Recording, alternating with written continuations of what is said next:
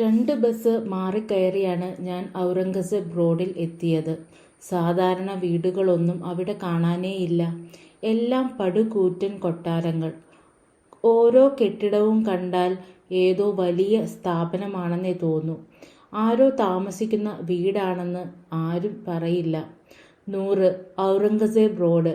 കറുത്തു മിനുത്ത ഗ്രാനൈറ്റ് ഫലകത്തിൽ കൊത്തിവെച്ചതുപോലുള്ള സ്വർണ്ണ നിറമുള്ള അക്ഷരങ്ങൾ, സമർത്ഥമായി ഒളിപ്പിച്ച മഞ്ഞ ലൈറ്റുകൾ. ഒരു നെയിം പ്ലേറ്റ് എടുത്തു കാട്ടുന്നുണ്ട്. സൊമാനി എന്നു മാത്രമേ അതിലുള്ളൂ. ഞാൻ വസ്ത്രങ്ങൾ ശരിക്കു പിടിച്ചിട്ടു. എൻ്റെ കൂട്ടുകാരൻ ശൈലേഷിൻ്റെ ബ്ലേസറും ഷർട്ടും കടം വാങ്ങിയിട്ടാണ് വന്നിരിക്കുന്നത്.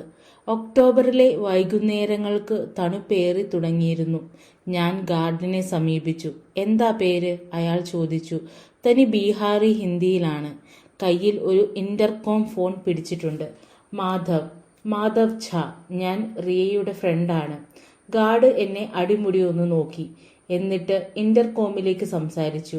റിയ മാഡത്തിന്റെ സുഹൃത്താണെന്ന് പറയുന്നു. അകത്തേക്ക് വിടട്ടെ? സംസാരം നിർത്തി ഗാർഡ് എന്നെ നോക്കി. എന്താ? ഞാൻ ചോദിച്ചു. നിൽക്കൂ, അവരുടെ സമ്മതം വേണം. ഇന്നിവിടെ ഒരു പാർട്ടിയില്ലേ? ഉണ്ട്, പിന്നിലുള്ള ഗാർഡനിലാ.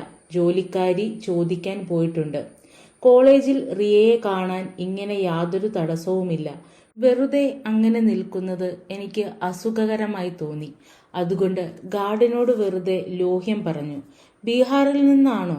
അതെ, ഞാൻ മുങ്കേറുകാരനാ. താങ്കളോ? ഡുംറാവ്. ഓഹോ, എന്നിട്ട് റിയ മാഡത്തിന്റെ സുഹൃത്താണെന്നാണോ പറഞ്ഞത്? അയാൾ ചോദിച്ചു. ഇത്രയ്ക്കേയുള്ളോ എന്ന ഭാവമുണ്ട് ആ ശബ്ദത്തിൽ. ഒരു തല്ലിപ്പൊളിക്ക് വേറൊരു തല്ലിപ്പൊളിയെ മണത്തറിയാൻ പറ്റും. ഞങ്ങൾ ഒരേ കോളേജിലാ, ഞാൻ പറഞ്ഞു. ഗാർഡ് അത് കൊള്ളാം എന്ന ഭാവത്തിൽ തലകുലുക്കി. ഞാൻ എങ്ങനെ റിയയുടെ സുഹൃത്തായി എന്നയാൾക്ക് ബോധ്യമായ പോലെ. ഇന്റർകോം ബെല്ലടിച്ചു. അകത്തേക്ക് പൊക്കോളൂ, ഗാർഡ് പറഞ്ഞു. വിമാനത്താവളത്തിൽ വിമാനമിറക്കാൻ അനുവാദം കിട്ടിയതുപോലെ. ഞാൻ അകത്തേക്ക് കടന്നു. ഒരു ജോലിക്കാരി കൂടെ വരാൻ ആംഗ്യം കാണിച്ചു. വില കൂടിയ 5 കാറുകൾ അവിടെ പാർക്ക് ചെയ്തിട്ടുണ്ട്.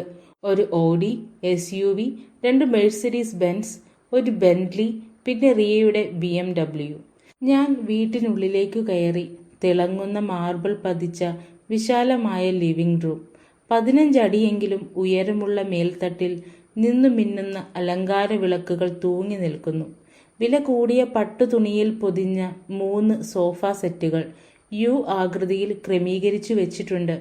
മുറിയുടെ ഒത്ത നടുവിൽ തേക്കും സ്ഫടികവും ചേർത്ത് നിർമ്മിച്ച ഒരു കോഫി ടേബിളാണ്. ഒരു കൊട്ടാരം ശരിക്കും ഇങ്ങനെയാവും ഉണ്ടാവുക, രാജകുടുംബത്തിന് കാശുണ്ടെങ്കിൽ. എൻ്റെ ഹവേലിയെക്കുറിച്ച് ഓർത്തുപോയി. പൊട്ടിയടർന്ന ചുമരുകളും വിണ്ടുപൊളിഞ്ഞ നിലവും. കത്തുന്ന അലങ്കാര വിളക്കുകളുടെ കാര്യം പോട്ടെ, അവിടെ 5 മണിക്കൂറിൽ കുറവേ പവർ കട്ടുള്ളുവെങ്കിൽ ഭാഗ്യം. ആ ആഡംബരത്തിന്റെ മടിത്തട്ടിൽ പെട്ടെന്ന് ഞാൻ ഒറ്റപ്പെട്ടതുപോലെ തോന്നി. എനിക്കെൻ്റെ വീട്ടിലും അമ്മയുടെ അടുത്തും ഹോസ്റ്റൽ മുറിയിലും എത്തിയാൽ മതിയെന്ന് ഒരേ സമയം തോന്നി. സമൂഹത്തിലെ നമ്മുടെ നിലയും വിലയും കളിക്കുന്ന കളി വിചിത്രമാണ്. കുറച്ചുകൂടി ഉയർന്ന നിലയുള്ളിടത്ത് അകപ്പെട്ടാൽ ഉള്ളിലെവിടെയോ ഒറ്റപ്പെടലും ആദ്യം തുടങ്ങുകയായി. ദാ ഇതിലേ വരൂ. ഞാൻ അനങ്ങാതെ നിൽക്കുന്നത് കണ്ടിട്ടാവണം, ജോലിക്കാരി പറഞ്ഞു. ഞങ്ങൾ പുറകുവശത്തെ ഗാർഡനിലെത്തി.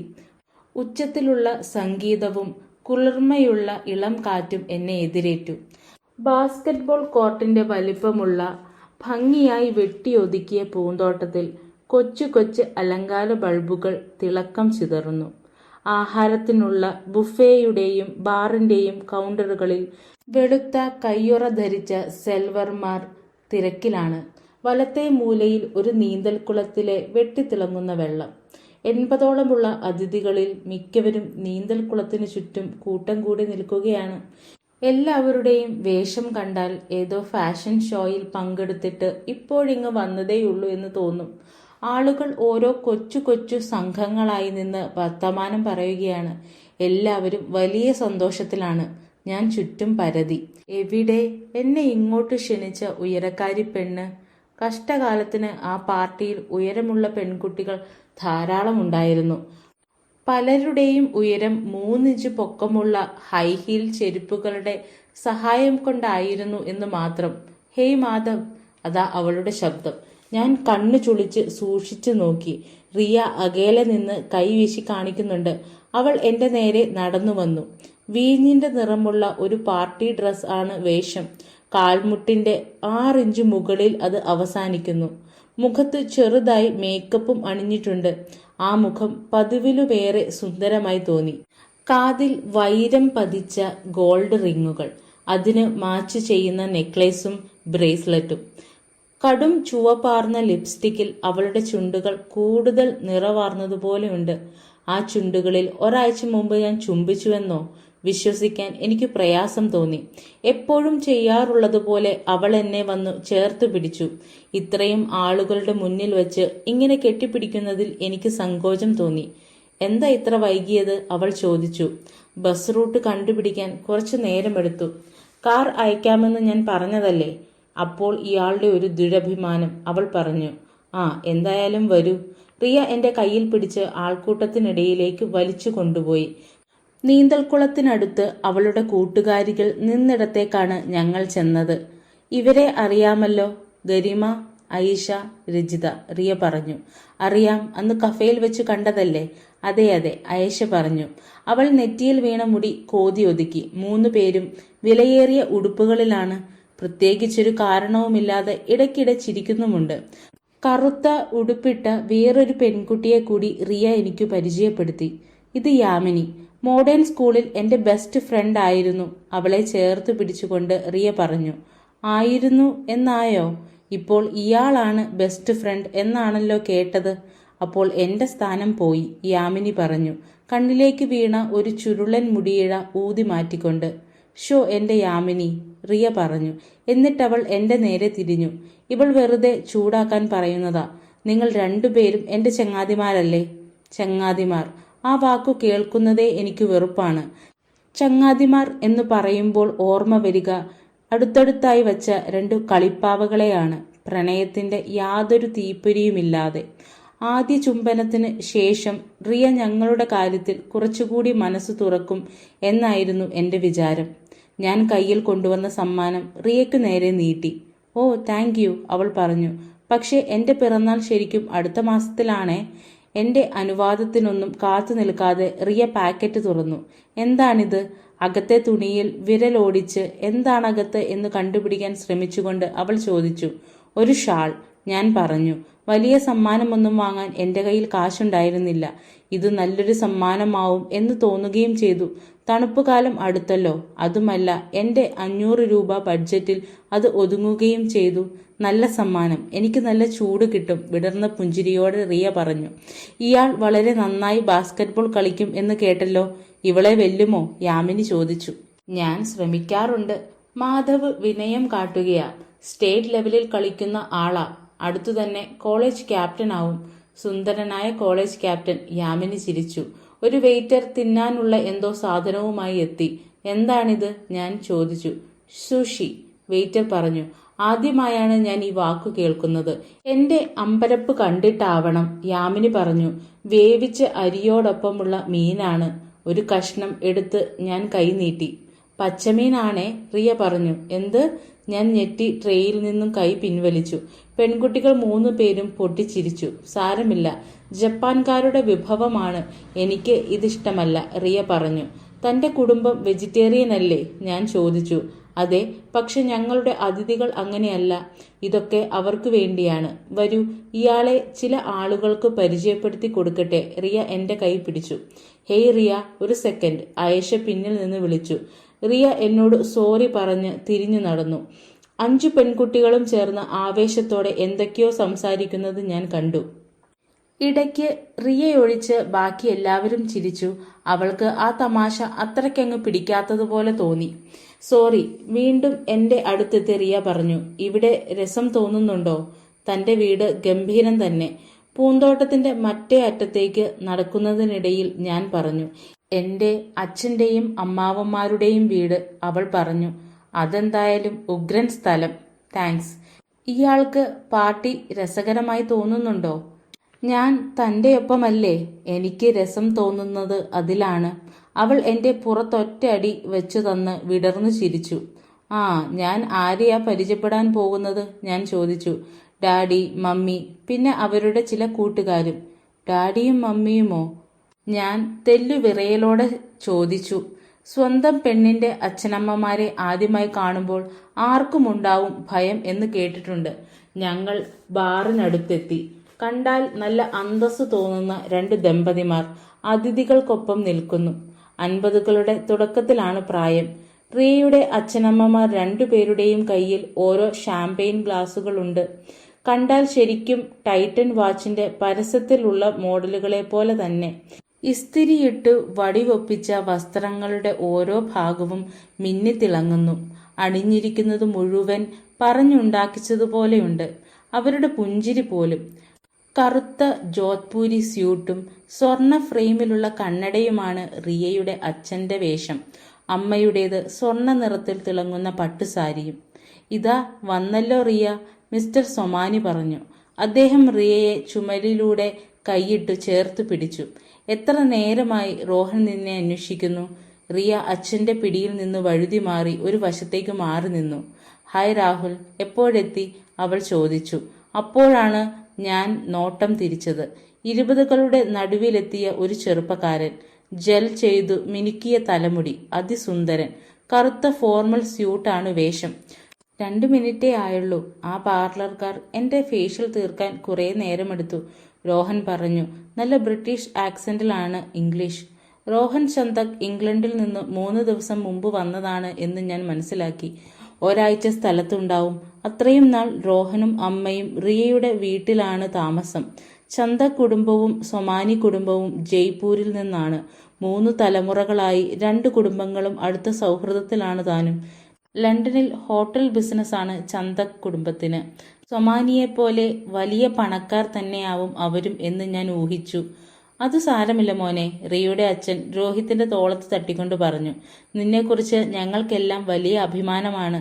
പിന്നെ രോഹന്റെ അച്ഛനെക്കുറിച്ചായി മിസ്റ്റർ സൊമാനിയുടെ സംസാരം. അദ്ദേഹം 2 വർഷം മുമ്പ് മരിച്ചു. രോഹൻ നന്നേ ചെറുപ്പത്തിൽ ഹോട്ടൽ ബിസിനസ് ഏറ്റെടുത്തതാണ്. വളരെ നന്നായി അത് കൊണ്ടുപോകുന്നുമുണ്ട്. ഈ കഥ പറച്ചിൽ റിയയും രോഹനും പല പ്രാവശ്യം കേട്ട മട്ടുണ്ട്. ചെറിയൊരു ചമ്മലോടെയാണ് അവരുടെ നിൽപ്പ്. മിസ്റ്റർ സൊമാനിയുടെ ആ വിവരണം 3 മിനിറ്റ് ഉണ്ടായിരുന്നു. സമയം ഞാൻ വാച്ചിൽ നോക്കിയതാണ്.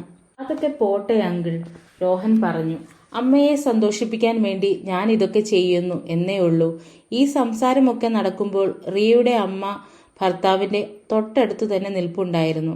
എന്നെപ്പോലെ തന്നെ അവരും ഒരക്ഷരം മിണ്ടുന്നില്ല എന്ന് മാത്രം. വയസ്സ് 24 ആയതേ ഉള്ളൂ. അപ്പോഴേക്കും ലണ്ടനിൽ 6 ഹോട്ടലുകളാണ് നോക്കി നടത്തുന്നത്. 400 മുറികൾ. ഇനിയിപ്പോ 7ാമത്തെ ഹോട്ടൽ പ്ലാൻ ചെയ്യാൻ തുടങ്ങിക്കഴിഞ്ഞു. മോനെ, നീ ശരിക്കൊരു മിടുക്കൻ തന്നെ, മിസ്റ്റർ സൊമാനി ഒന്നുകൂടി ആവർത്തിച്ച് ആ സ്തുതി പറച്ചിൽ അവസാനിപ്പിച്ചു. അത്ഭുതവും അഭിനന്ദനവും എല്ലാം കൂടിക്കലർന്ന ഒരു ഭാവം ഞാൻ എന്റെ മുഖത്തു വരുത്തി.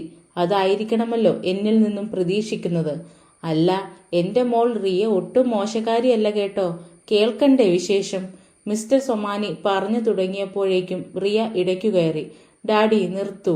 അവളുടെ ശബ്ദത്തിൽ കുറച്ച് ധിക്കാരമുള്ളതുപോലെ തോന്നി. പറയുന്നത് അച്ഛനോടല്ലേ? മിസ്റ്റർ സൊമാനി പുഞ്ചിരിച്ചുകൊണ്ട് അവളെ സംസാരിക്കാൻ അനുവദിച്ചു. ഡാഡി, ഇത് മാധവ് ഝാ, കോളേജിലെ എന്റെ ചങ്ങാതിയാണ്, റിയ പറഞ്ഞു. മിസ്റ്റർ സൊമാനി എന്നെ നല്ലവണ്ണം ഒന്ന് നോക്കി. ഒരു നിമിഷം താമസിച്ചാണ് അദ്ദേഹം ഹലോ പറഞ്ഞത്. ശൈലേഷിന്റെ ഏറ്റവും നല്ല ബ്ലേസറും ഷർട്ടുമാണ് ഞാൻ ധരിച്ചിരിക്കുന്നത്. എന്നാൽ പോലും അതൊന്നും അവിടെ വന്ന അതിഥികളുടെ വേഷങ്ങളുടെ അടുത്തെങ്ങും എത്തില്ലായിരുന്നു. ഇത്തരം കാര്യങ്ങളിൽ നല്ല പിടിപാടുള്ള സൊമാനിക്ക് എന്റെ വേഷം അത്ര കേമമല്ല എന്ന് പിടികിട്ടി കഴിഞ്ഞു. ഹലോ മാധവ്, മിസ്റ്റർ സൊമാനി പറഞ്ഞു. കുറച്ച് അമിത സ്നേഹം കാണിച്ചുകൊണ്ടാണ് അദ്ദേഹം എന്റെ കൈ പിടിച്ചു കുലുക്കിയത്. തൊട്ടുമുമ്പ് കാണിച്ച സംശയത്തിന് പ്രായശ്ചിത്തമെന്നോണം. കണ്ടതിൽ സന്തോഷം സർ, ഞാൻ പറഞ്ഞു. എന്റെ സങ്കോചം കൊണ്ട് സർ എന്നു വന്നുപോയതാണ്. മാധവ്, എന്താ മുഴുവൻ പേര്? അദ്ദേഹം ചോദിച്ചു. ഇത് ഇന്ത്യക്കാരുടെ സ്വഭാവത്തിൽപ്പെട്ടതാണ്. പേരിന്റെ ബാക്കി ഭാഗം കൂടി കേട്ടാലേ ആളുടെ നിലയും വിലയും കണക്കാക്കാൻ കഴിയൂ. മാധവ് ഝാ. ഝാ എന്ന് പറയുമ്പോൾ? ബീഹാർ. ഞാൻ ബീഹാറുകാരനാണ്, ഞാൻ പറഞ്ഞു. ആ ചോദ്യം ഞാൻ പ്രതീക്ഷിച്ചതാണ്. മിസ്റ്റർ സൊമാനി മറുപടി ഒന്നും പറഞ്ഞില്ല. ആ വല്ലാത്ത നിശബ്ദത പൊട്ടിച്ചത് റിയയാണ്. ഇതാണെന്റെ മമ്മി. റിയയുടെ മമ്മ പുഞ്ചിരിച്ചുകൊണ്ട് കൈകൂപ്പി. ഞാൻ നമസ്തേ പറഞ്ഞ് അവരെ അഭിവാദ്യം ചെയ്തു. ട്രേ നിറയെ പാനീയങ്ങളുമായി ഒരു വെയിറ്റർ എത്തി. റോഹൻ ഒരു ബിയർ എടുത്തു. റിയ ഒരു ഗ്ലാസ് വൈനും. മിസ്റ്റർ സൊമാനി ഒരു വിസ്കി കയ്യിലെടുത്തു. എന്താണ് എടുക്കേണ്ടത് എന്ന് പിടികിട്ടാത്തതുകൊണ്ട് ഞാൻ ഒന്നും വേണ്ട എന്ന് ആംഗ്യം കാട്ടി. സൊമാനി അങ്കിൾ, പാർട്ടി ഗംഭീരം, റോഹൻ പറഞ്ഞു. മിസ്റ്റർ സൊമാനി ഗ്ലാസ് ഉയർത്തി എന്തോ പറയാനൊരുങ്ങി. അപ്പോൾ ഏതോ പ്രധാനപ്പെട്ട അതിഥികൾ വന്നിരിക്കുന്നു എന്ന് മിസ്സിസ് സൊമാനി കണ്ണുകൊണ്ട് ആംഗ്യം കാട്ടി. വല്ല വമ്പൻ പണക്കാരും ആയിരിക്കണം, അല്ലെങ്കിൽ സമൂഹത്തിൽ സ്വാധീനമുള്ളവർ. പണവും സ്വാധീനവും ഒന്നിച്ചുള്ളവരുമാവാം. മിസ്റ്റർ സൊമാനിയും പത്നിയും ഞങ്ങളോട് ക്ഷമ പറഞ്ഞ് അങ്ങോട്ട് നീങ്ങി. റിയ എന്റെ മുഖത്ത് നോക്കി പുഞ്ചിരിച്ചു. ഞാനും തിരിച്ചു പുഞ്ചിരിച്ചു. ആ ചുറ്റുപാടുകളുമായി ഇണങ്ങാൻ ആവുന്നത്ര ശ്രമിക്കുന്നുണ്ട്. അപ്പോൾ നിങ്ങൾ രണ്ടുപേരും കോളേജിൽ ഒന്നിച്ചാണല്ലേ? റോഹൻ പറഞ്ഞു. ബ്രിട്ടീഷ് രീതിയിലുള്ള ഇംഗ്ലീഷ് ആയതുകൊണ്ട് മനസ്സിലാക്കാൻ എനിക്കല്പം വിഷമം തോന്നി. അതെ, വിഷയം വേറെയാണ്, എന്നാലും ഒരേ കോളേജ്, റിയ പറഞ്ഞു. റോഹന് റിയേക്കാൾ 1 ഇഞ്ച് പൊക്കം കുറവാണ്, എന്നെക്കാൾ 5 ഇഞ്ച് കുറവും. എന്നാലും അയാളുടെ പ്രായവും ആത്മവിശ്വാസവും കാരണം ഞങ്ങൾ ചോദ്യങ്ങൾക്ക് ഉത്തരം പറയുന്ന വെറും കുട്ടികളാണെന്ന് തോന്നി. Basketball, that is wicket, Rohan പറഞ്ഞു. വിക്കറ്റ് എന്നു വച്ചാൽ ദുഷ്ടത നിറഞ്ഞത് എന്നല്ലേ അർത്ഥം? ഞാൻ ചോദിച്ചു. അതെന്താ വിക്കറ്റ് എന്ന് പറയുന്നത്? താൻ മോശമായൊന്നും പറഞ്ഞില്ല എന്ന മട്ടിൽ റോഹൻ ചിരിച്ചു. റിയ പോലും ചിരിച്ചുപോയി. എന്താ? ഏയ് ഒന്നുമില്ല, അത് ബ്രിട്ടീഷുകാർ ഇംഗ്ലീഷ് പറയുമ്പോൾ സാധാരണ പറയുന്നതാ, റിയ പറഞ്ഞു. എനിക്ക് ഈ ബ്രിട്ടീഷും ഇംഗ്ലീഷും ഒന്നും പിടികിട്ടും എന്ന് തോന്നുന്നില്ല. ഇന്ത്യ താങ്കൾക്ക് ഇഷ്ടപ്പെട്ടോ? എന്തെങ്കിലും മിണ്ടാൻ വേണ്ടി ഞാൻ ചോദിച്ചു. എന്റെ ഇഷ്ടാ, ഞാൻ ജനിച്ചതും വളർന്നതും ഇവിടെയാണ്. 10 വർഷം മുമ്പ് രാജ്യം വിട്ടു എന്ന് മാത്രം, റോഹൻ പറഞ്ഞു. വെറും 10 വർഷം കൊണ്ട് ഒരാൾ ഇംഗ്ലീഷ് പറയുന്ന രീതി ഇത്രയ്ക്കങ്ങ് മാറിപ്പോവുമോ? സെന്റ് സ്റ്റീഫൻസ് അല്ലേ, പേര് കേട്ട കോളേജ് അല്ലേ, താൻ ആൾ വലിയ മിടുക്കനാവണം, റോഹൻ എന്നോട് പറഞ്ഞു. ഞാൻ സ്പോർട്സ് കോട്ടയിൽ കയറിയതാ, ഞാൻ പറഞ്ഞു. റിയ ഞങ്ങളെ 2 പേരെയും മാറി മാറി നോക്കുകയാണ്. 2 ആണുങ്ങളും എങ്ങനെ ഒപ്പത്തിനൊപ്പം നിൽക്കുന്നു എന്ന് നോക്കുകയാണ് അവൾ. അയാൾക്ക് എന്നേക്കാൾ 6 വയസ്സ് മൂപ്പുണ്ട്. വട്ടുപിടിപ്പിക്കാൻ മാത്രം കാശുമുണ്ട്. ജീവിതത്തിൽ വലിയ നേട്ടങ്ങളുമുണ്ട്. പോരെങ്കിൽ സ്റ്റൈലൻ ഇംഗ്ലീഷ് ആക്സന്റും, ജെൽ ചെയ്തു മുടിയും, ലണ്ടനിലെ താമസവും. മൂപ്പരുമായി താരതമ്യപ്പെടുത്തുമ്പോൾ ഞാൻ ആരുമല്ല. ഇതൊക്കെ പറഞ്ഞാലും റോഹൻ ചന്തക്കിന്റെ കാര്യത്തിൽ എന്തോ ഒരു പിശകുണ്ട് എന്നെനിക്ക് തോന്നി. ആ, എനിക്ക് പൊക്കമെങ്കിലും കൂടുതലുണ്ടല്ലോ എന്ന് സ്വയം ആശ്വസിച്ചു. പെണ്ണെ റിയ, നിനക്ക് ആണുങ്ങൾ മാത്രമേ ഫ്രണ്ട്സ് ഉള്ളോ? എനിക്ക് പരിചയപ്പെടാൻ പറ്റിയ സുന്ദരിമാർ ആരുമില്ലേ? ഇഷ്ടം പോലെ. സ്വിമ്മിംഗ് പൂളിനടുത്തേക്ക് വരൂ, റിയ പറഞ്ഞു. യാ, ഈ കാരണവന്മാരുടെ ഇടയിൽ തിരിഞ്ഞു കളിച്ചു മടുത്തു. റിയയും റോഹനും നീന്തൽക്കുളത്തിനടുത്തേക്ക് പോകാൻ തിരിഞ്ഞു. ഹേയ് മാധവ്, റിയ പെട്ടെന്ന് പറഞ്ഞു. എന്താ? ഇങ്ങനെ അന്തം വിട്ട പോലെ നിക്കല്ലേ. ഞങ്ങൾ വീണ്ടും റിയയുടെ കൂട്ടുകാരികളുടെ അടുത്തെത്തി. ഹേയ്, അപ്പോൾ ഇവിടെയാണ് ഡൽഹിയിലെ സൂപ്പർ സുന്ദരിമാർ നിൽക്കുന്നത്, റോഹൻ പറഞ്ഞു. ഷേ, ഇത്തരം അടിപൊളി വാചകങ്ങൾ എന്റെ തലയിൽ ഉദിക്കാത്തത് എന്താണ്? റിയ എല്ലാവർക്കും റോഹനെ പരിചയപ്പെടുത്തി. അയാൾ ഓരോ പെൺകുട്ടിയുടെയും കൈ പിടിച്ചുയർത്തി I pleasure to meet you എന്നും മറ്റും പറഞ്ഞു. സംഗതി ഇത്തിരി ഓവറായിരുന്നു എന്നേ ഞാൻ പറയൂ. എന്നാലും ആ ഇളക്കക്കാരി പെണ്ണുങ്ങൾക്ക് രസിക്കുന്നതുപോലെ തോന്നി. അപ്പോൾ താങ്കളാണ് ലണ്ടനിൽ നിന്ന് ചൂടോടെ വന്നെത്തിയ മഹാൻ അല്ലേ? യാമിനി ചോദിച്ചു. ലണ്ടനിൽ നിന്നാണെന്നതു ശരി തന്നെ മാഡം, റോഹൻ പറഞ്ഞു. പക്ഷെ മഹാനൊന്നുമല്ല. എല്ലാവരും ചിരിച്ചു. കയ്യിൽ കാശുള്ളവന്മാർ എന്തു പറഞ്ഞാലും പെണ്ണുങ്ങൾ അതു വലിയ തമാശയായി എടുക്കും എന്നെനിക്ക് തോന്നി. ഒരു നിമിഷം, റോഹൻ പോക്കറ്റിൽ നിന്ന് ഫോൺ എടുത്തുകൊണ്ട് പറഞ്ഞു. ഹായ് മമ്മിജി, എല്ലാം ഓക്കെ അല്ലേ? മമ്മി എപ്പോഴാ ഇവിടെ എത്തുന്നത്? ഇവിടെ എല്ലാവരും ചോദിക്കുന്നുണ്ട്. ആ ശരി ശരി, വല്ലാതെ വൈകണ്ട, മമ്മി എത്തിയാലേ പാർട്ടി തുടങ്ങാൻ പറ്റൂ. റോഹൻ ഫോണിൽ സംസാരിക്കാൻ വേണ്ടി ഒരു വശത്തേക്ക് മാറി നിന്നപ്പോൾ ഞാൻ അയാളുടെ മുഖം ശ്രദ്ധിച്ചു. അത് ശരിക്കും തിളങ്ങുകയാണ്. ചിലപ്പോൾ നേരത്തെ പറഞ്ഞ ഫേഷ്യൽ കാരണമാവാം, അല്ലെങ്കിൽ അമ്മയുടെ ശബ്ദം കേട്ടിട്ടാവാം. നിങ്ങൾക്കൊക്കെ പാർട്ടികൾ ഇഷ്ടമാണോ? ഇതു കഴിഞ്ഞാൽ പോകാൻ പറ്റിയ നൈറ്റ് ക്ലബ് വല്ലതുമുണ്ടോ? തിരിച്ചെത്തിയപ്പോൾ റോഹൻ ചോദിച്ചു. പാർക്കിനടുത്ത് അഗ്നിയുണ്ട്. മുടിയിൽ പിടിച്ചുകൊണ്ട് അയഷ പറഞ്ഞു. ഇത്രയും നല്ല പാട്ട് വിട്ട് വേറെ വല്ലിടത്തേക്കും പോകുന്നത് എന്തിനാണാവോ? അല്ലെങ്കിലും ഈ കാശുകാർക്ക് ഓരോന്ന് മാറി മാറി പരീക്ഷിച്ചുകൊണ്ടിരിക്കണം. റിയയെ കുറെ കാലമായി പരിചയമുണ്ടോ? രജിത റോഹനോട് ചോദിച്ചു. കൊച്ചു കുട്ടിയാവുമ്പോഴേ അറിയാം, രോഹൻ പറഞ്ഞു. അന്നൊക്കെ ഞാൻ ഇവളെ എളുപ്പത്തിലെടുത്തു പൊക്കും. ഹാ അന്ന് എനിക്ക് 2 വയസ്സേ ഉള്ളൂ. രോഹന് 8 വയസ്സും അല്ലേ? റിയ പറഞ്ഞു. അതെ, ഇപ്പോൾ ഒന്ന് ശ്രമിച്ചു നോക്കട്ടെ. രോഹൻ കയ്യിലിരിക്കുന്ന ഗ്ലാസ് താഴെ വെച്ചു. പിന്നെ മുന്നോട്ട് കുനിഞ്ഞ് റിയയുടെ അരക്കെട്ടിൽ ചുറ്റിപ്പിടിച്ചു. പെട്ടെന്നുണ്ടായ അമ്പരപ്പ് കാരണം അവൾക്ക് എതിർക്കാൻ കഴിഞ്ഞില്ല. എന്റെ ശരീരത്തിലാകെ ദേഷ്യം തിളച്ചു പൊങ്ങി. എന്റെ മുഖവും മുഷ്ടിയും ഒരേപോലെ മുറുകി. കാടൻ മട്ടിൽ വിടടാ കഴിവേറി അവളെ, ഞാൻ ഉള്ളിൽ അലറി. റോഹൻ റിയയെ എടുത്തു പൊക്കി. പെൺകുട്ടികൾ ഇളകിച്ചിരിച്ചു. അയാൾ അവളെ വീണ്ടും താഴെ വെച്ചു. എല്ലാം കൂടി 2 സെക്കൻഡേ ഉണ്ടായിരുന്നുള്ളൂ. എന്നാലും അതിനുശേഷവും ഏറെ നേരവും എന്റെ ഉള്ളിൽ തീ ആളിക്കൊണ്ടിരുന്നു. ഏയ്, താൻ അധികം മിണ്ടാത്ത ടൈപ്പാണല്ലേ? റോഹൻ എന്നോട് ചോദിച്ചു. എന്തുപറ്റി? ഒരു ഡ്രിങ്ക്സ് പിടിപ്പിക്കുന്നോ? അതേടാ, വേണം ഒരു ഡ്രിങ്ക്. നിന്റെ ചോര. റോഹൻ ഒരു വെയിറ്ററെ അടുത്തേക്ക് വിളിച്ചു. എന്നിട്ട് എന്നോട് ചോദിക്കാതെ തന്നെ ഒരു ബിയർ എടുത്തു കയ്യിൽ തന്നു. എനിക്ക് വേണ്ടിയിരുന്നത് ബിയർ അല്ല.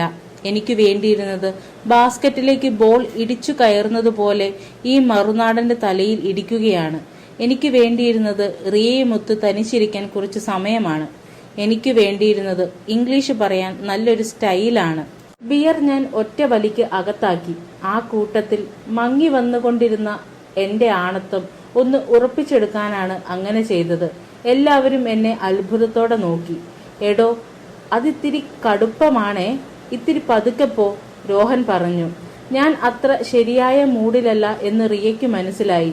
എന്തുപറ്റി എന്ന് ചോദിക്കുന്ന മട്ടിൽ അവൾ എന്നെ നോക്കി. ഞങ്ങളുടെ നോട്ടം ഇടയാത്ത വിധം ഞാൻ മുഖം തിരിച്ചു. പെൺകുട്ടികൾ റോഹന്റെ ചുറ്റും കൂട്ടം കൂടി. ഇന്ത്യയിലെ എയർപോർട്ടുകളിൽ താൻ നടത്തിയ സാഹസങ്ങൾ അവരെ കേൾപ്പിക്കുകയാണ് അയാൾ. മാധവ്, ഒരു സെക്കൻഡ്, ഒരു കാര്യം പറഞ്ഞോട്ടെ, റിയ പറഞ്ഞു. ഞങ്ങൾ ആ കൂട്ടത്തിൽ നിന്നും നടന്നു മാറി. റിയയുടെ ഡ്രോയിങ് റൂമിലെ മിനുമിനുത്ത വെള്ള സോഫയിൽ ഞങ്ങൾ അഭിമുഖമായി ഇരുന്നു. 2 വെയിറ്റർമാർ ചുറ്റിപ്പറ്റി നിൽപ്പുണ്ട്. നമുക്ക് കുറച്ചുകൂടി. പെട്ടെന്ന് ഞാൻ നിർത്തി. ഒരു വെയിറ്റർ ട്രേയിൽ സ്പ്രിംഗ് റോളുമായി എത്തി. മാധവ്, ഇവിടെ നിറച്ചും വിരുന്നുകാരാണ്. ഇതിലും സ്വകാര്യമായി എങ്ങനെ തനിച്ചിരിക്കും? ശരി, എനിക്കതറിയാം, ഞാൻ പറഞ്ഞു. എന്നിട്ട് 2 സ്പ്രിംഗ് റോൾ എടുത്തു. അതുമല്ല, ഞാൻ ഇയാളെ തിങ്കളാഴ്ച കോളേജിൽ വെച്ച് കാണില്ലേ? അവൾ പറഞ്ഞു. ഞാൻ തല കുലുക്കിക്കൊണ്ട് സ്പ്രിംഗ് റോൾ തിന്നാൻ തുടങ്ങി. എന്റെ ശുണ്ഠിക്കും നിരാശയ്ക്കും കുറച്ചൊക്കെ കാരണം വിശപ്പായിരുന്നു. ഇപ്പോൾ ചെറിയൊരു ആശ്വാസം കിട്ടിയതുപോലെ. ഇയാളുടെ വിഷമം എനിക്ക് മനസ്സിലാവും. ചിലപ്പോഴൊക്കെ ഇത്തരം പാർട്ടികളിൽ എനിക്കും തോന്നാറുണ്ട് വെറുമൊരു സന്ദർശകയാണെന്ന്. അതെന്താ? ഈ കാണുന്നതൊന്നും ശരിക്കുള്ളതല്ല. ഓർമ്മ വച്ച നാൾ മുതൽക്കേ ഈ നാട്യങ്ങളുമായി പൊരുത്തപ്പെട്ടതാണ് എന്റെ ജീവിതം. താനെന്താ അച്ഛനോട് അത്രയും ദേഷ്യത്തോടെ സംസാരിച്ചത്? അങ്ങനെയാണോ ഞാൻ പറഞ്ഞത്? ആയിരിക്കാം. ഡാഡി കാണിക്കുന്നത് വെറും ജാടയാ. റിയ, അങ്ങനെയൊന്നും പറയരുത്. ഇയാൾക്ക് ഇവിടെ ഒട്ടും ഇഷ്ടമാവുന്നില്ല അല്ലേ? അങ്ങനെയൊന്നുമില്ല. എന്തായാലും തന്റെ വീട് ഭയങ്കരം തന്നെ. എനിക്ക് ഇപ്പോഴും ഞെട്ടൽ മാറുന്നില്ല. വിഷയം മാറ്റാൻ ശ്രമിച്ചുകൊണ്ട് ഞാൻ പറഞ്ഞു. വീടിന്റെ വലിപ്പം നമ്മുടെ ബന്ധത്തെ ബാധിക്കല്ലേ? ഞാനിപ്പോഴും ഇയാളുടെ കൂടെ ആ പൊടി നിറഞ്ഞ കോർട്ടിൽ കളിക്കാൻ വരുന്ന റിയ തന്നെയാണേ.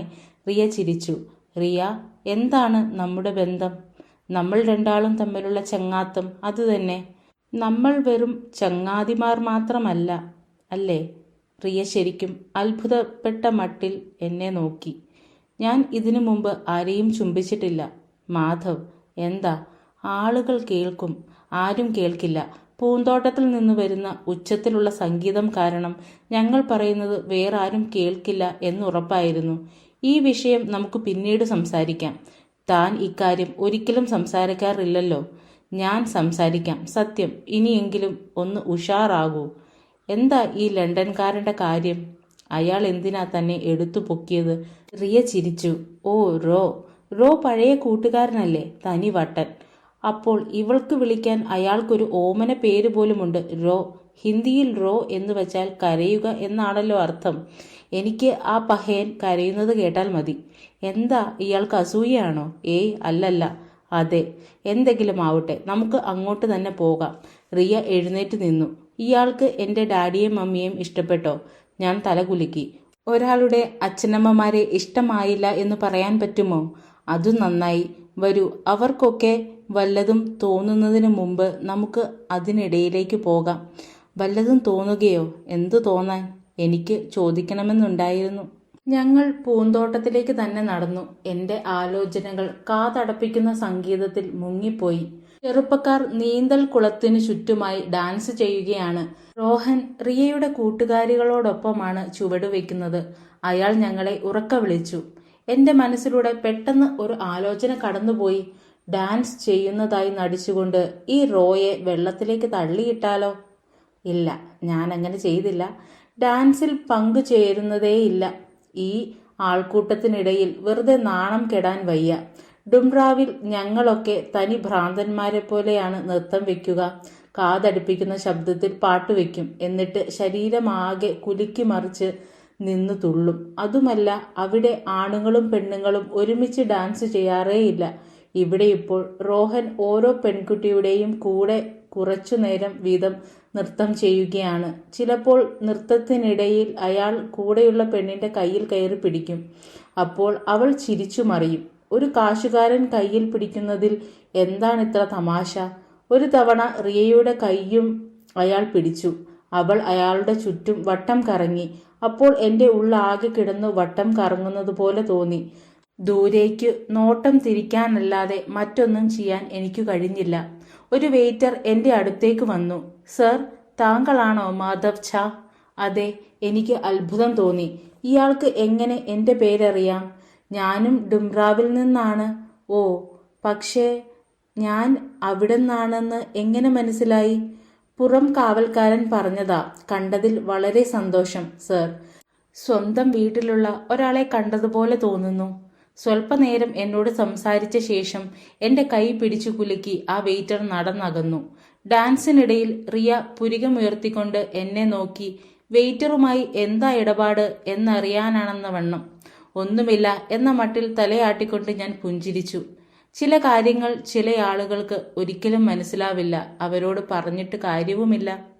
ഈ പറയുന്ന സൂഷി എന്താണെന്ന് എനിക്കും യാതൊരു പിടിയുമില്ല, ആശു പറഞ്ഞു. അത് ജപ്പാൻകാരുടെ ഒരു വിഭവമാണ്. നമ്മൾക്ക് അറിയില്ലെന്ന് വെച്ചാൽ എന്താ കുഴപ്പം? നമ്മുടെ ലിട്ടി ചോഖയെക്കുറിച്ച് ജപ്പാൻകാർക്ക് അറിയാമോ? രമൺ പറഞ്ഞു. അവൻ മുന്നിലെ പ്ലേറ്റിൽ കൂമ്പാരമായി വിളമ്പിയ ബിരിയാണിയിൽ ഫോർക്ക് കുത്തിക്കയറ്റി. ഡൈനിങ് റൂമിൽ ഞായറാഴ്ചത്തെ ഡിന്നറിനെത്തിയ ഞങ്ങൾ റിയയുടെ പാർട്ടിയെക്കുറിച്ച് വിശകലനം നടത്തുകയായിരുന്നു.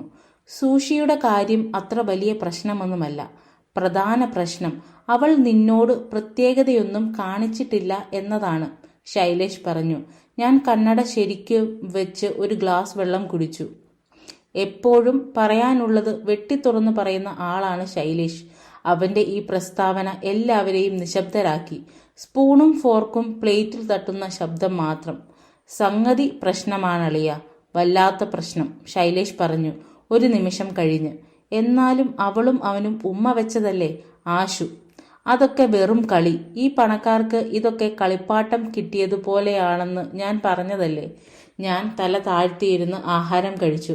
കൂട്ടുകാർ കാര്യം കൂടുതൽ വിശദമായി അപഗ്രഥിച്ചുകൊണ്ടിരുന്നു. ഉള്ളിന്റെ ഉള്ളിൽ എനിക്കുറപ്പായിരുന്നു റിയ എന്നെ കാണുന്നത് വെറും ഒരു കളിപ്പാട്ടമായല്ല. ഞങ്ങൾ തമ്മിൽ ഒരു ബന്ധമുണ്ട്. പക്ഷെ എൻ്റെ മനസ്സ് ആലോചിച്ചു കാടുകയറുന്ന സ്വഭാവമാണ്. മണ്ടത്തരം കാട്ടുകയും ചെയ്യും. ഞാൻ അവളോടൊന്ന് സംസാരിക്കട്ടെ, ഞാൻ പറഞ്ഞു. അതെന്തിനാ? വേണ്ട വേണ്ട, സംസാരിച്ചതൊക്കെ മതി. ഇനി വേണ്ടത് പ്രവൃത്തിയാണ്, രമൺ പറഞ്ഞു. എന്തു പ്രവൃത്തി? ഇവനോട് പറഞ്ഞിട്ട് കാര്യമില്ല എന്ന മട്ടിൽ രമൺ തലയാട്ടി. എല്ലാവരും ചിരിച്ചു. മാധവ്, പറയുന്നത് കേൾക്ക്. എനിക്കു നിന്റെ നെഞ്ചം തകർക്കണം എന്നൊന്നുമില്ല. എന്നാലും ഇതുപോലൊരു പെണ്ണ് നിന്റെ പിടിയിൽ ഒതുങ്ങില്ല, രമൺ പറഞ്ഞു. എന്താ ആ പറഞ്ഞതിനർത്ഥം? ഞാൻ ഫോർക്ക് മേശപ്പുറത്ത് വെച്ചു. ആ വീട്ടുകാരെ ഒന്ന് നോക്ക്. എന്നിട്ട് നിന്നെ ഒന്ന് തന്നെത്താൻ നോക്ക്. നിന്റെ തലയുടെ ആണിക്കല്ല് ഇളകിപ്പോയോ? രമൺ പറഞ്ഞത് പതിഞ്ഞ ശബ്ദത്തിലാണ്. എന്നിട്ടും അതു വല്ലാതെ നോവിച്ചു. അവൻ ആ ഫോർക്ക് കയ്യിലെടുത്ത് എൻ്റെ നെഞ്ചിൽ കുത്തി ഇറക്കിയ പോലെ. ഞാൻ റിയയെ അർഹിക്കുന്നില്ല എന്ന അവൻ്റെ തോന്നലാണ് എന്നെ നോവിച്ചത്. അവൻ പറഞ്ഞതിലെ സത്യമാണ് എന്നെ നോവിച്ചത്. അവൾ എന്തിനാ പിന്നെ എപ്പോഴും എന്നോട് കൂട്ടുകൂടി നടക്കുന്നത്? ഞാൻ ചോദിച്ചു. എത്ര പണക്കാരെ വേണമെങ്കിലും അവൾക്ക് കൂട്ടുകാരാക്കാൻ കിട്ടുമല്ലോ. ശരിക്കും പറഞ്ഞാൽ ഇപ്പോൾ തന്നെയുണ്ട്. നീ അവളുടെ ജീവിതത്തിലുണ്ടാക്കിയ പുതിയ കൗതുകമാണ്. ബാക്കിയെല്ലാം മടുത്തു തുടങ്ങിക്കാണും, രമൺ പറഞ്ഞു. ഷെടാ, എപ്പോഴും ഇങ്ങനെ ചീത്ത രീതിയിൽ ആലോചിക്കാനേ നിനക്ക് പറ്റുള്ളോ? ആശു ചോദിച്ചു.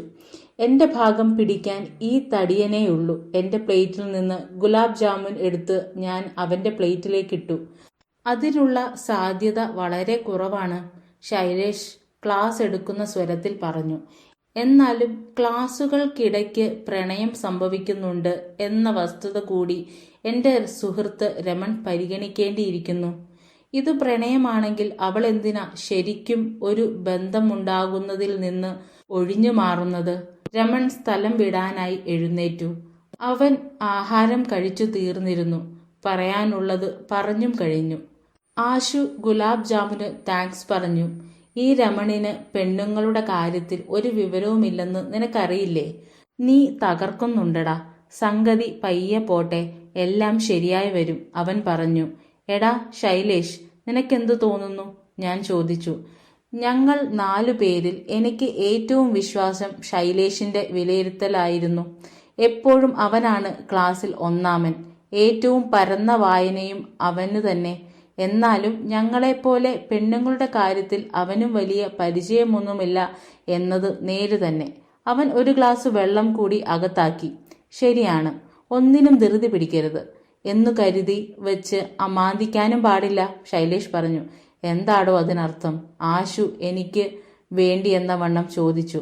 ആദ്യം പതുക്കെ മതി, പിന്നെ പിരി കൂട്ടിക്കൊണ്ടുവരാം, അതുതന്നെ, രമൺ പറഞ്ഞു. പിരികൂട്ടുകയോ എന്നുവച്ചാൽ എങ്ങനെ? ഞാൻ ചോദിച്ചു. ഒരു പെണ്ണിന് നിന്നോട് ഇഷ്ടമുണ്ട് എന്നതിലുള്ള ഏറ്റവും വ്യക്തമായ സൂചന എന്താണ്? ശൈലേഷ് ചോദിച്ചു. അവൾ കൂടെ സമയം ചെലവഴിക്കുന്നുണ്ടോ എന്നല്ലേ? തെറ്റി, ശൈലേഷ് എഴുന്നേറ്റ് നിന്നുകൊണ്ട് പറഞ്ഞു. പിന്നെ? ഉത്തരം നിനക്ക് അറിയാം, പോയി പണി പറ്റിക്കടാ. ഇതും പറഞ്ഞ് ശൈലേഷ് ഒറ്റ നടത്തം. എന്താ ഇയാൾക്ക് പറയാനുള്ളത്? റിയ ചോദിച്ചു. ചെറുനാരങ്ങായുടെ നിറമുള്ള ചിക്കൻ സൽവാർ കമീസ് ആണ് അവളുടെ അന്നത്തെ കോളേജ് വേഷം. ക്ലാസ് ഇല്ലാത്ത ഒരു ഇടവേളയിൽ ഞങ്ങൾ കൂറ്റൻ ആൽമരത്തിനു താഴെ ഇരിക്കുകയായിരുന്നു. ഉച്ചതിരിഞ്ഞ നേരം. ഇളം കാറ്റിൽ അവളുടെ തലമുടി 4 പാടും പാറി കളിക്കുന്നുണ്ടായിരുന്നു. പാർട്ടി ഗംഭീരമായി. താങ്ക്സ്, ഞാൻ പറഞ്ഞു. You are welcome. ഞാൻ പറഞ്ഞില്ലേ, അതിൽ എനിക്ക് വലിയ കാര്യമൊന്നുമില്ല. ഡാഡിയും മമ്മിയും പാർട്ടി നടത്തിയെന്ന് മാത്രം. റിയ, അത് നിന്റെ ലോകമാണ്. എനിക്കാണ് അവിടെ കൂട്ടത്തിൽ കൂടാൻ പറ്റാതിരുന്നത്. എനിക്ക് കൂട്ടത്തിൽ കൂടാനൊക്കെ പറ്റും, പക്ഷേ അതിനോടൊന്നും യാതൊരു അടുപ്പവും തോന്നാറില്ല എന്ന് മാത്രം. എവിടുന്നോ കൊണ്ടുവന്ന സുഷിയും ചവച്ച് പ്ലാസ്റ്റിക് ചിരിയും ചിരിച്ച് പൊട്ട വർത്തമാനം പറയുന്നതിനേക്കാൾ എനിക്കിഷ്ടം വെറും ചായയും കുടിച്ച് കാര്യമായി വല്ലതും മിണ്ടിക്കൊണ്ടിരിക്കുന്നതാ. എന്തു പറയുന്നു റോഹൻ? ഓ സോറി, റോ. ഇയാൾക്ക് മൂപ്പരെ വല്ലാതെ പിടിച്ച മട്ടുണ്ടല്ലോ. ആൾ അടിപൊളിയല്ലേ? കണ്ടില്ലേ, തനിക്ക് അയാൾ അടിപൊളിയായിട്ട് തോന്നുന്നത്. അതാണ് തൻ്റെ ലോകം. ആളിത്തിരി പൊങ്ങച്ചക്കാരനാണ് എന്നേ ഉള്ളൂ, എന്നാലും തമാശക്കാരനാണ്. ബാക്കിയുള്ളവരെല്ലാം വെറും ഉണക്ക ബിസിനസ്സുകാരാ. എപ്പോഴും പണത്തെക്കുറിച്ചും സ്വത്തിനെക്കുറിച്ചുമേ പറയാനുള്ളൂ. എന്നാൽ പിന്നെ ആ തമാശയിൽ കൂടിക്കോ, ഞാൻ പറഞ്ഞു. എന്നിട്ട് അവളിൽ നിന്നും മുഖം തിരിച്ചു. അവൾ എൻ്റെ കൈമുട്ടിൽ പിടിച്ചു വലിച്ചു. പോട്ടെ, പാർട്ടിയുടെ കാര്യം വിട്. കണ്ണിലേക്ക് നോക്കൂ മാഷേ. വെയിലിനെ ചെറുക്കാൻ കണ്ണു ചുളിച്ചുകൊണ്ട് റിയ മഞ്ഞ ദുപ്പട്ട മുഖത്തിന് ചുറ്റുമായി ഇട്ടു. ഇപ്പോൾ അവളെ കണ്ടാൽ ഒരു മഞ്ഞ പൂങ്കു പോലെയുണ്ട്. നല്ല മനസ്സുറപ്പോടെ നിൽക്കണം. അവൾ എത്ര സുന്ദരിയാണ് എന്ന കാര്യം ഞാൻ അവഗണിക്കാൻ ശ്രമിച്ചു. അല്ലെങ്കിൽ എൻ്റെ തീരുമാനത്തിന് ഇളക്കം തട്ടിയാലോ? ഇയാൾക്കെന്താ സംസാരിക്കാനുണ്ട് എന്ന് പറഞ്ഞത്? റിയ വീണ്ടും ചോദിച്ചു. നമ്മുടെ ചുംബനത്തെപ്പറ്റി. റിയ ചിരിച്ചു. ഇതിലെ പെണ്ണ് ഞാനും ആണ് ഇയാളുമാണെന്ന് വിശ്വസിക്കാനേ പറ്റുന്നില്ല. ആണിന് ഇക്കാര്യം പറഞ്ഞുകൊണ്ടിരിക്കണം. വലിയ തമാശ തന്നെ. ഇനിയെങ്കിലും അക്കാര്യം സംസാരിക്കാമല്ലോ. ഉമ്മ വച്ചതിനെക്കുറിച്ച് എന്തു പറയാനാ? അത് ഇയാൾ ബലം പ്രയോഗിച്ച് ചെയ്തതല്ലേ? അവളുടെ മറുപടി എന്നെ തറ പറ്റിച്ചു കളഞ്ഞു. എനിക്ക് എന്തു പറയണം എന്നറിയാതെയായി. അത് പിന്നെ ഞാനത് ചെയ്തത്. ഞാൻ വാക്കുകൾക്കായി പരതി. പറയൂ, ചെയ്തത് എന്തിനായിരുന്നു മിസ്റ്റർ ഛാ? എനിക്ക് തന്നെ ഇഷ്ടമായതുകൊണ്ട്. I love you Riya. Riya ഉറക്കെ പൊട്ടിച്ചിരിച്ചു. ഇത്തവണ ഈ ചിരി എനിക്ക് ഒട്ടും ഇഷ്ടമായില്ല. റിയ, ഒന്ന് സീരിയസ് ആയിക്കൂടെ? എല്ലാം നിസ്സാരമാക്കുന്ന ഈ പെരുമാറ്റം എനിക്ക് സങ്കടമാണ്, ഞാൻ പറഞ്ഞു. അവൾ സ്വയം നിയന്ത്രിച്ച് മരച്ചുവട്ടിൽ ചമ്രം പടിഞ്ഞിരുന്നു. ശരി മാധവ്, ഞാൻ സീരിയസ് ആവാം. ഇയാൾ എന്നെ സ്നേഹിക്കുന്നുണ്ട് എന്നെനിക്ക് തോന്നുന്നില്ല. അതുകൊണ്ടാ ചിരിച്ചത്. ഓഹോ, അതെങ്ങനെ അറിയാം? ഇയാൾ മുമ്പ് എപ്പോഴെങ്കിലും ആരെയെങ്കിലും സ്നേഹിച്ചിട്ടുണ്ടോ? ഇല്ല. അപ്പോൾ പിന്നെ ഈ തോന്നുന്നത് സ്നേഹമാണ് എന്ന് എങ്ങനെ അറിയാം?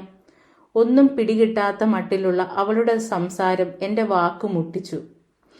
ഇത് സ്നേഹമല്ല എന്ന് എങ്ങനെ അറിയാം? അരനിമിഷം കഴിഞ്ഞപ്പോൾ ഞാൻ ചോദിച്ചു. അല്ല, എനിക്കറിയാം. നമുക്ക് രണ്ടുപേർക്കും വളരെ ചെറുപ്പമാണ്, ജീവിതാനുഭവങ്ങളും കുറവാണ്. എന്നാലും എല്ലാം അറിയാൻ കൗതുകവുമുണ്ട് എന്ന് മാത്രം.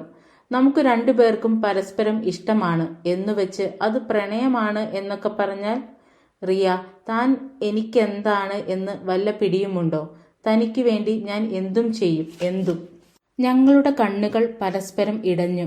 കുറച്ച് സെക്കൻഡ് നേരത്തേക്ക് സംസാര വിദഗ്ധയായ മിസ് റിയ സൊമാനിക്ക് പോലും മിണ്ടാൻ വാക്കുകൾ നഷ്ടപ്പെട്ടതുപോലെ. മാധവ്, ഇയാളെ എനിക്ക് വലിയ ഇഷ്ടമാണ്. പക്ഷേ. എന്താണൊരു പക്ഷേ? ഇപ്പോൾ ഇങ്ങനെയൊരു ബന്ധം എനിക്ക് വേണമെന്ന് തോന്നുന്നില്ല ആരുമായും. ഇതിന് എന്തു മറുപടിയാണ് നൽകുക? എനിക്ക് യാതൊരു പിടിയും കിട്ടിയില്ല. അതിനർത്ഥം തനിക്ക് എന്നോട് അത്രയ്ക്ക് കാര്യമൊന്നും തോന്നുന്നില്ല എന്നാണ്. എപ്പോഴും നമ്മൾ കൂട്ടുകൂടിയല്ലേ നടക്കുന്നത്, ഏതാണ്ട് ഇണകളെ പോലെ തന്നെയല്ലേ? എന്നാൽ പിന്നെ അടുത്ത ഘട്ടത്തിലേക്ക് കടക്കുന്നതിൽ എന്താ തെറ്റ്? ക്ലാസ് തുടങ്ങാനുള്ള ബെല്ലടിച്ചു. ഞങ്ങൾ പോകാനായി എഴുന്നേറ്റു. എന്താണ് അടുത്ത ഘട്ടം മാധവ്? ക്ലാസുകൾക്ക് നേരെ നടക്കുന്നതിനിടയിൽ റിയ ചോദിച്ചു. മറുപടിക്കായി ഞാൻ തല ചൊറിഞ്ഞു. എന്റെ ഗേൾഫ്രണ്ട് ആവണം. ഓഹോ, അതിന് എന്തൊക്കെ വേണം? ശരീരം കൊണ്ട് അടുക്കണോ? വേണ്ടി വന്നേക്കാം, അതും ഇതിന്റെ ഭാഗമാണ്. റിയ ഒന്ന് ചിരിച്ചു. പിന്നെ എല്ലാം മനസ്സിലായി എന്ന മട്ടിൽ തലയാട്ടി. ക്ലാസ് മുറികളുടെ മുന്നിലെത്തിയപ്പോൾ ഞങ്ങൾ നിന്നു. പ്ലീസ് റിയ, ഞാൻ പറഞ്ഞു. താൻ എന്റെ ഗേൾഫ്രണ്ട് ആവണം. ഇതെന്താ, പ്രണയാഭ്യർത്ഥനയാണോ? അങ്ങനെയെങ്കിൽ അങ്ങനെ. ഞാനൊന്ന് ആലോചിക്കട്ടെ. ക്ലാസ് കഴിയുമ്പോൾ പറയാമോ? അവൾ എന്റെ ചുമലിൽ പിടിച്ച് ക്ലാസ് റൂമിന് നേരെ തിരിച്ചു നിർത്തി. പിറ്റേ ദിവസം റിയ കോളേജിൽ വന്നില്ല. ഡൈനിങ് ഹാളിൽ ഉച്ചഭക്ഷണം കഴിക്കുമ്പോൾ പ്രണയവിദഗ്ധരായ എന്റെ ചങ്ങാതിമാരോട് ഞാൻ നടത്തിയ പ്രേമാഭ്യർത്ഥനയെക്കുറിച്ച് പറഞ്ഞു. ഞാൻ ഇത്തിരി കടന്നുപോയി എന്നായിരുന്നു ശൈലേഷിന്റെ തോന്നൽ. എന്നാൽ ആശുവിന്റെ അഭിപ്രായം ഞാനത് കൈകാര്യം ചെയ്ത രീതി വളരെ നന്നായി എന്നാണ്. അതിരിക്കട്ടെ, അവൾ സ്വന്തം തീരുമാനം പിന്നീട് അറിയിച്ചുവോ? ഇല്ല. ഇന്നാണെങ്കിൽ അവൾ വന്നിട്ടുമില്ല. കണ്ടില്ലേ, സംഗതി കടന്നുപോയി. നിന്നെ ഒഴിവാക്കാനാ അവൾ കോളേജിൽ വരാത്തത്. എന്നെ ഒഴിവാക്കാനോ? ശൈലേഷ് എന്തു പറയാൻ എന്ന മട്ടിൽ ചുമൽ കുലുക്കി. എങ്ങനെയെങ്കിലും ഒരു മറുപടി കിട്ടണം, രമൻ പറഞ്ഞു. എങ്ങനെയെങ്കിലും അവളുമായി സംഗതി നടത്തുകയാ വേണ്ടത്, ശൈലേഷ് പറഞ്ഞു. എല്ലാവരും നിശബ്ദരായി. എന്തു നടത്താൻ? ഞാൻ ചോദിച്ചു. 3 പേരും കൂടി കൂട്ടച്ചിരി. നിങ്ങൾക്കൊക്കെ വട്ടാണ്. അവൾ നിന്നെ ഉപയോഗിക്കുകയാണ്. നല്ലൊരുത്തൻ വരുന്നത് വരെ ഒരു നേരം പോക്ക്, അത്രയുള്ളൂ. ഒരു ടൂത്ത് പിക്ക് കൊണ്ട് പല്ലിട കുത്തി കൊണ്ട് ശൈലേഷ് പറഞ്ഞു. ശൈലേഷ് പറയുന്നതൊന്നും കേൾക്കണ്ട. ആദ്യം എന്താ അവൾ ഇന്ന് വരാത്തത് എന്ന് കണ്ടുപിടിക്ക്. ഒരു മെസ്സേജ് അയച്ചു നോക്ക്, ആശു പറഞ്ഞു. അത് വേണോ? അവൾ ഞാൻ പറഞ്ഞതിന് മറുപടി തരികയല്ലേ വേണ്ടത്. ആരും അതിനു മറുപടി പറഞ്ഞില്ല. ലഞ്ച് കഴിഞ്ഞപ്പോൾ ഞാൻ മുറിയിലേക്ക് മടങ്ങി. അപ്പോഴേക്കും ഞാൻ ഒരു മൊബൈൽ ഫോൺ സ്വന്തമാക്കിയിരുന്നു. കാശു കുറച്ചായാലെന്താ, അതുകൊണ്ട് ഇടയ്ക്കൊക്കെ റിയയെ വിളിക്കാൻ പറ്റും. ഞാൻ ഫോണിൽ ഒരു മെസ്സേജ് അടിച്ചു. Did not see you in college, everything okay? ഉടൻ തന്നെ ഞാൻ അത് ഡിലീറ്റ് ചെയ്തു കളഞ്ഞു. പിന്നെ വീണ്ടും അടിച്ചു. അങ്ങനെ 3 തവണ. അവസാനം രണ്ടും കൽപ്പിച്ച് സെൻഡ് അമർത്തി. ഒരാൾക്ക് മെസ്സേജ് അയച്ച ശേഷം അതിന് മറുപടി വരുന്നുണ്ടോ എന്ന് നോക്കിയിരിക്കുന്നതാണ് ഏറ്റവും അസഹനീയമായ കാത്തിരിപ്പ്. 1 മണിക്കൂർ കഴിഞ്ഞിട്ടും റിയയുടെ മറുപടി വന്നില്ല. എനിക്ക് ആ മണിക്കൂറിന് ഒരു ആഴ്ചയുടെ ദൈർഘ്യം തോന്നി. പിന്നെ ഞാൻ അതേ മെസ്സേജ് ഒന്നുകൂടി അയച്ചു. അത്രയും നേരം കഴിഞ്ഞാവുമ്പോൾ മെസ്സേജ് ഫോണിൽ താനെ 2 തവണ വന്നു എന്നേ തോന്നൂ.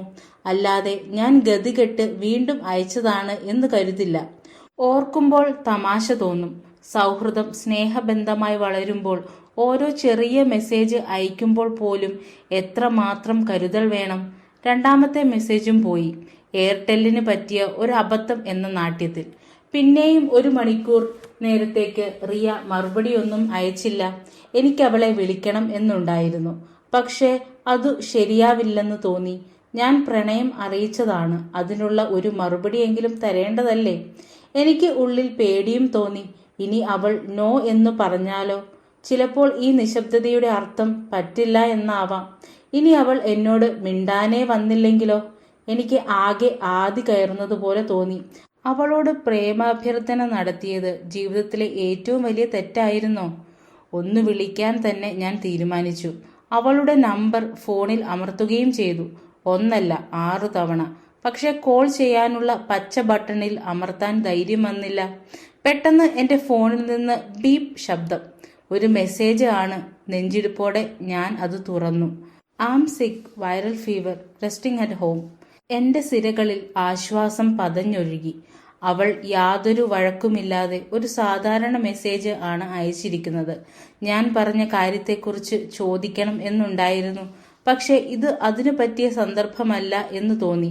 എന്തു ചെയ്യണം എന്നറിയാതെ ഞാൻ വിറങ്ങലിച്ചിരുന്നു. പെൺകുട്ടികളോട് എങ്ങനെ സംസാരിക്കണം എന്ന് ഞങ്ങളെ പഠിപ്പിക്കാത്തത് എന്താണ്? ഗെറ്റ് വെൽ സൂൺ എന്ന് ആലോചിച്ച ശേഷം ഞാൻ സന്ദേശം വിട്ടു. താങ്ക്സ്. അവൾ മറുപടി. Miss you. ഞാൻ ടൈപ്പ് ചെയ്തു. ആലോചനയിലേക്ക് കടക്കുന്നതിന് മുമ്പേ സെൻഡ് അമർത്തുകയും ചെയ്തു. ഒരു നിമിഷത്തേക്ക് അവൾ പ്രതികരിച്ചില്ല. എനിക്കത് 10 വർഷം പോലെ തോന്നി. സംഗതി ഞാൻ വീണ്ടും കുളമാക്കിയോ? ആ പറഞ്ഞത് തെറ്റിപ്പോയോ? എന്നാൽ വീട്ടിൽ വരൂ, എന്നെ ഉഷാറാക്കൂ. 1000 റോസാപ്പൂക്കൾ കവിളിൽ തലോടുന്നത് പോലെയായിരുന്നു അവളുടെ ആ മെസ്സേജ്. ഞാൻ എന്റെ ടൈം ടേബിൾ എടുത്തു നോക്കി. നാശം. ഒഴിവാക്കാൻ 4 പ്രധാനപ്പെട്ട ക്ലാസുകളാണിപ്പോൾ. പോവാൻ നിവർത്തിയില്ല. 1 മണിക്കൂറിനുള്ളിൽ കാണാം. ഞാൻ മറുപടി അയച്ചു. ക്ലാസ് അവിടെ നിൽക്കട്ടെ. പ്രണയത്തെ കാത്തു നിർത്താൻ പറ്റില്ല.